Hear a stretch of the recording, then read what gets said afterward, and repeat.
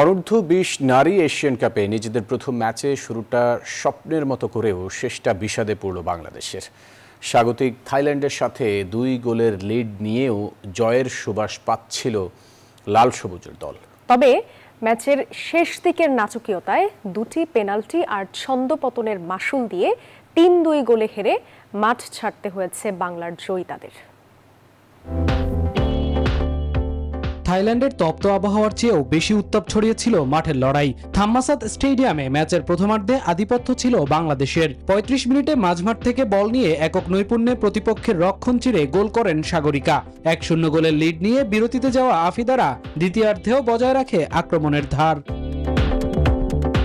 ম্যাচের ৩০ মিনিটে ব্যক্তিগত ও দলের দ্বিতীয় গোলটি করে বাংলাদেশকে ২-০-তে এগিয়ে দেন সেই সাগরিকাই। জয়ের খুব কাছে পৌঁছে যাওয়া বাংলাদেশ শিবিরে তখন উৎসবের আমেজ, কিন্তু ৬৯ মিনিটে যেন সব ওলটপালট হতে শুরু করে।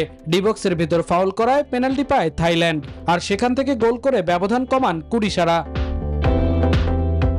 এই এক গোলই ম্যাচের গতিপথ বদলে দেয়। ৭৬ মিনিটে আবারও পেনাল্টির কবলে পড়ে বাংলাদেশ। মুন্ডংয়ের নিখুঁত শটে সমতায় ফেরে স্বাগতিকরা।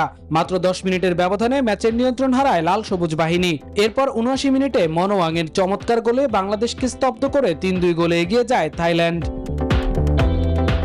শুরুতে দুর্দান্ত ফুটবল খেললেও শেষ দিকে রক্ষণের ছোট ছোট ভুল আর ফিনিশিং এর অভাবে ম্যাচ হাতছাড়া হয় বাংলাদেশের। স্বপ্ন জাগিয়েও ৩-২ গোলের আক্ষেপে শেষ হয় পিটার বাটলারের শিষ্যদের প্রথম মিশন। মামুনুর রহমান, নিউজ 24।